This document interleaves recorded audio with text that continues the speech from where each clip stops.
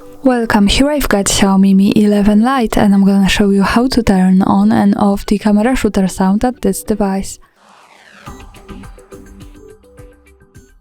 So at first we have to tap on the camera button to open it, and for now we are in the standard photo mode.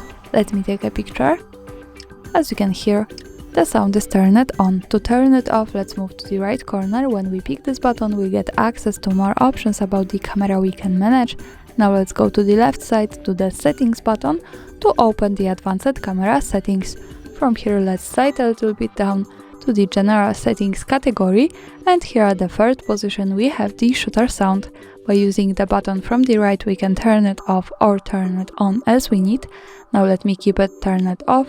Let's move back to the camera and let me take another picture.